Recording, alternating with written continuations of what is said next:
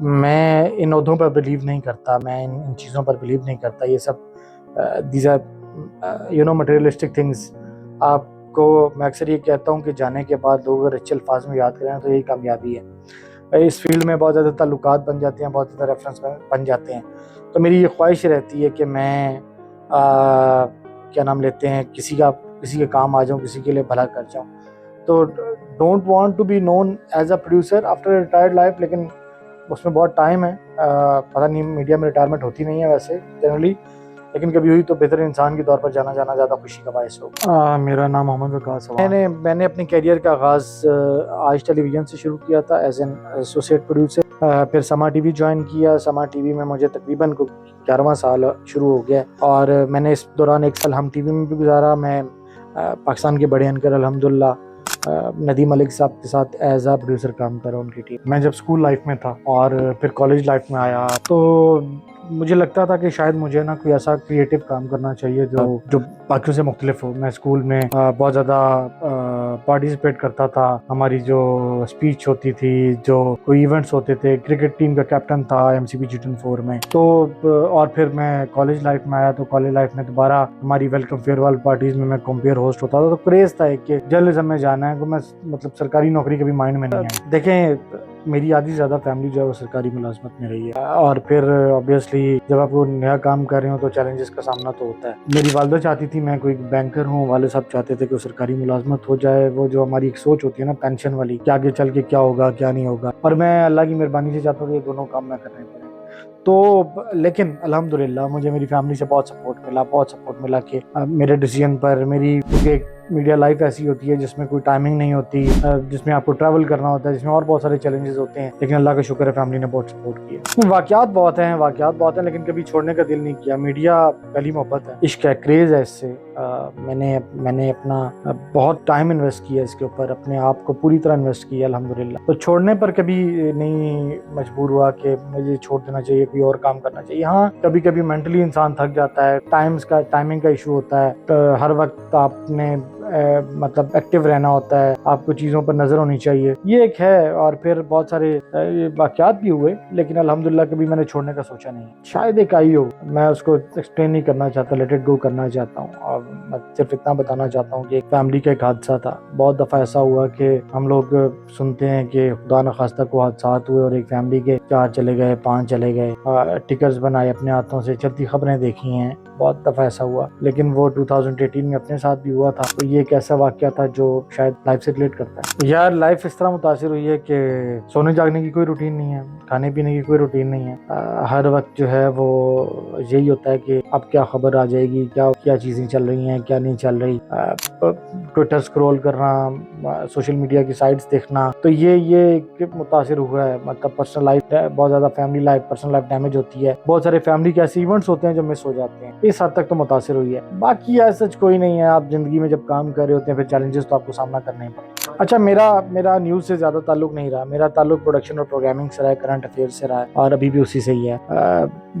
میں میڈیا میں کو ذاتی طور پر نہیں آیا تھا. میں اپنے محسنوں کو نہیں بھولتا. میرے ایک کزن ہیں ملک شیر علی، ان کے ریفرنس سے میں نے 2014 میں آج ٹیلی ویژن جوائن کیا تھا. اور پھر اس کے بعد میں نے ایک پروگرام روبرو کے نام سے تھا، اس کو as an assistant producer join کیا. عمر عتیق صاحب آج کل ایگزیکٹو پروڈیوسر ہیں، میرے استاد ہیں. استاد اس ٹائم بھی تھے وہاں پر. تو وہ جو پہلا پروگرام تھا روبرو، جب اپنے سامنے بیٹھ کر اس کو آنر کیا تھا، تو ایک وہ جو خواب تھا، وہ ڈریم کم ٹرو والا سین تھا، وہ ہو رہا تھا. تو الحمدللہ بہت خوشی تھی، ایکسائٹمنٹ تھی. یار یہ جو لائیو پروگرامز ہوتے ہیں نا، اس میں مسٹیکس جو ہیں وہ آبویسلی بڑا میٹر کرتی ہے. آپ کو اوپر سے لے کے نیچے تک جواب دینا پڑتا ہے. تو مجھے یاد ہے کہ میں پہلی دفعہ، ہمارا ایک سوئچر ہوتا ہے جس پہ پورا پروگرام چل رہا ہوتا ہے، تو غلط سوئچنگ کی تھی تو عمر بھائی نے مرغا بنایا تھا. تو آج تک یاد ہے، لیکن ہلنے والی کوئی ایسی معاملہ نہیں ہوا تھا اللہ کے شکر. اب میں اس فیلڈ میں میرا ایک کریز تھا کہ میں نے اینکر بننا ہے. شاید پورا نہیں ہوا، ٹوٹا بھی نہیں ہے.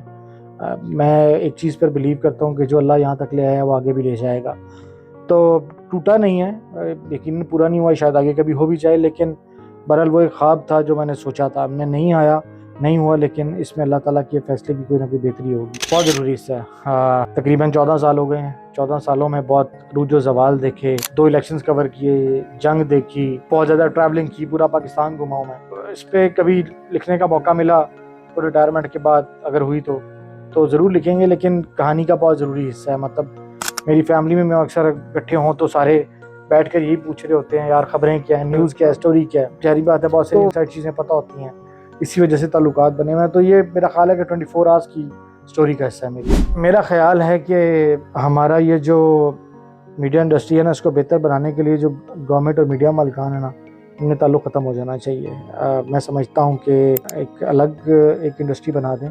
ابھی کیونکہ اشتہارات ہوتے ہیں, اشتہارات کی وجہ سے مجبوریاں ہوتی ہیں, تو میرا خیال ہے کہ اس کو, اور پھر اشتہارات کے علاوہ بھی اور ذرائع سے بھی جو ہے نا میڈیا چینلز کو آمدن کا طریقہ سوچنا چاہیے, تاکہ کل کلاں کسی بھی میڈیا اس کے بند ہونے کا کوئی خدشہ پیدا نہ. میری زندگی کی یادگار جو چیزیں تھیں وہ 2018 کا الیکشن تھا, 2024 کا الیکشن تھا, پاک بھارت جنگ جو تھی اس کی کوریج تھی, اور پھر عمران خان کی اہلیہ کا واحد انٹرویو تھا بشریٰ بی بی کا, جس کا ایز اے پروڈیوسر پروڈیوس کیا تھا. تو کامیابی ہے یہ. یار اس فیلڈ کو جوائن کرنے کے لیے نا سب سے پہلی بات یہ ہے کہ آپ کو اس فیلڈ سے کریز ہونا چاہیے.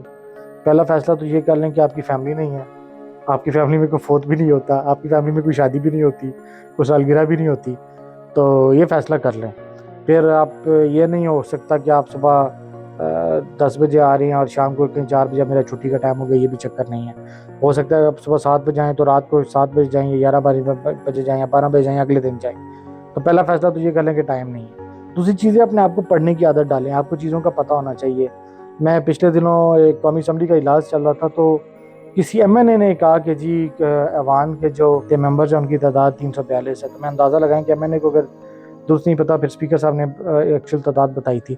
تو اگر ایم این اے کو نہیں پتا تو ہماری جو آج کل کی ینگ لاٹ ہے, ان کو صرف جو ہے وہ کیمرہ اٹھانا یا بات کرنا اٹس ناٹ انف. آپ کو چیزوں کی گرپ ہونی چاہیے, آپ کو کانسٹیٹیوشن کا پتہ ہونا چاہیے, آپ کو پولیٹیکل سسٹم کا پتہ ہونا چاہیے, آپ کو لاز کا پتہ ہونا چاہیے, آپ کو پارلیمان کا پتہ ہونا چاہیے.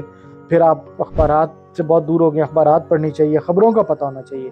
اگر یہ ہے تو پھر آئیں. اگر نہیں کریز, صرف یہ سوچ ہے کہ میں نے کوئی پروڈیوسر بن جانا ہے, تو آپ ایسے پروڈیوسر نہیں بن سکتے اگر آپ کو ڈیلی کی چیزوں کا ہی نہیں پتا. اور پھر اینکر بننے کے لیے تو کم از کم آپ کو بیسک چیزوں کی گرپ ہونی چاہیے. اگر وہ نہیں ہے تو پھر کوئی اور کام کریں. یار وقت کے ساتھ ساتھ بعض دفعہ نا بندے کو بڑی چیزیں سمجھ آتی ہیں, اور ایم ایس میں میری فیملی کا بہت کردار ہے جو میں نے کر لیا الحمدللہ. کرنے کے بعد سوچا کہ یار ذرا پی ایچ ڈی بھی کر لینی چاہیے. ہمارے میڈیا میں ایک پرابلم یہ ہے کہ پڑھے لکھے لوگوں کا بہت فقدان ہے, اور میرا خیال ہے کہ ہائیسٹ ٹاپ کی ڈگریز لیے ہوئے تو شاید انگلیوں پہ گننے والے ہوں گے. تو میں نے یہ فیصلہ کیا کہ یار میرا خیال ہے کہ پڑھنا چاہیے, اور پھر اللہ کا شکر ہے کہ مشکل سے مینج ہوتا ہے لیکن مینج ہو جاتا ہے. پڑھانے کا کریز اس طرح ہوا کہ لائک میں وزٹنگ پر پڑھاتا ہوں, اور وہ بھی پڑھاتا ہوں جن دنوں میرا آف ہوتا ہے, کہ ہمارے پاس اکثر انٹرنز آتے تھے بچے بڑی بڑی یونیورسٹیز کے پڑھے ہوئے, بڑی بڑی ٹاپ یونیورسٹی کے سے, اور وہ بیچارے 8واں سیمسٹر کر کے آتے تھے اور ان کو الف بے نہیں پتہ ہوتی تھی. کیوں؟ کیونکہ انہوں نے صرف تھیوریاں پڑھی ہوتی تھی, کتابیں پڑھی ہوتی تھی, سلائڈس پڑھی. تو میں نے یہ سوچا کہ یار کیوں نہ, کتنا واسٹ ایکسپیرینس ہے 14-15 سالوں کا, تو سوچا کہ جا کر یونیورسٹیز میں کوئی پڑھانے کا آغاز کیا جائے. تو اس میں ڈاکٹر نعمان انصاری صاحب, بہت شکر گزار ہوں ان کا کہ پہلا موقع انہوں نے دیا تھا, اور آج میں 3-4 سال ہو گئے ہیں میں الحمدللہ پڑھا رہا ہوں. تو اس کا فائدہ یہ ہوتا ہے کہ اپنا جو ایکسپیرینس ہے نا کتابوں سے ہٹ کر, وہ اسٹوڈنٹس میں ٹرانسفارم کرتے ہیں. انہیں بتاتے ہیں کہ بھائی یہ انڈسٹری صرف خواب نہیں ہے, اس میں آپ کو مشکلات بھی دیکھنی پڑتی ہیں, چیلنجز بھی دیکھنے پڑتے ہیں.